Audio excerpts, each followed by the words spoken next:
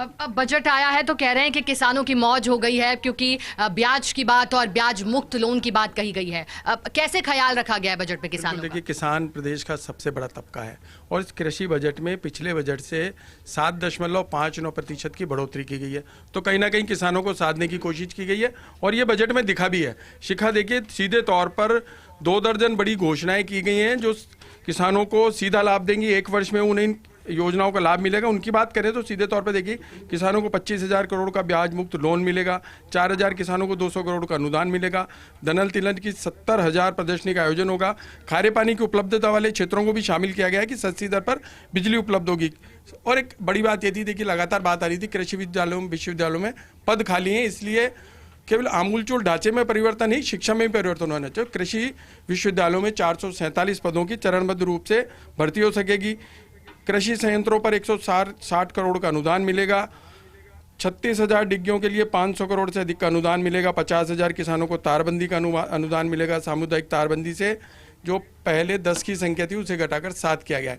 अब यहाँ बात करते हैं किसानों को सीधे तौर पर किसान सम्मान निधि का इंतजार था, जो संभवतः हो सकता है कि मुख्यमंत्री बजट बहस के बाद जब अपना रिप्लाई देंगे उसमें आ सकता है। किसानों को उम्मीद थी कि रबी की फसल बेहतर हो रही है, तो पिछले साल जब किसानों को गेहूं के एमएसपी पर बोनस दिया गया था 150 रुपये प्रति क्विंटल, उसका भी किसानों को इंतजार है। कुछ मुद्दे हैं जो पूरे नहीं हो पाए, इंतजार हमेशा बना रहता है, लेकिन किसानों को इस बात से खुशी है कि 2 दर्जन बड़ी घोषणाओं का सीधे तौर पर लाभ मिलेगा। अब बात करते हैं सिंचाई की। तो देखिए, शेखावाटी की जो 30 साल पुरानी मांग थी यमुना जल समझौते के बाद से, किसानों को आज थी कि बजट में कुछ नहीं मिल रहा। अब इस 32,000 करोड़ की योजना का अलाइनमेंट फाइनल हो गया है, जिसका लाभ इस वर्ष दिखाई देगा। क्योंकि देखिए, हथनी कुंड से आसियाबाद तक 300 किलोमीटर में लाइन डाली जानी है और राजस्थान अपने हिस्से का काफ़ी काम कर चुका है। भैया हरियाणा ने जब हरी झंडी दिखा दी है तो शेखावाटी में 1 साल में बेहतर काम दिखाई देगा। यानी धरातल पर काम शुरू होने के बाद आस और उम्मीद आगे जग जाती है। इसके अलावा देखेंगे आप, सिंचाई परियोजनाओं के लिए 11,500 करोड़ का प्रावधान किया गया, यानी 88 काम होंगे।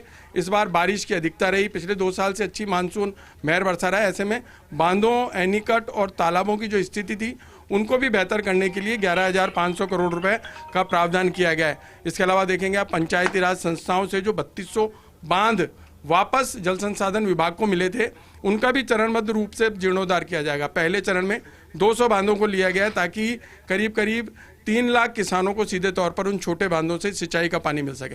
तो सिंचाई के लिए बेहतर काम किया गया और किसानों की आस पूरी करने के लिए बजट में कुछ ना कुछ दिया है, ताकि किसान यह महसूस नहीं कर सके कि पिछले बजट से कम मिला है, क्योंकि 7.59% की बढ़ोतरी बेहतर परिणाम साबित करेगी। तो कृषि और जल संसाधन सेक्टर को क्या मिला है, हमें senior special correspondent Vinod Singh Chauhan ने बताया।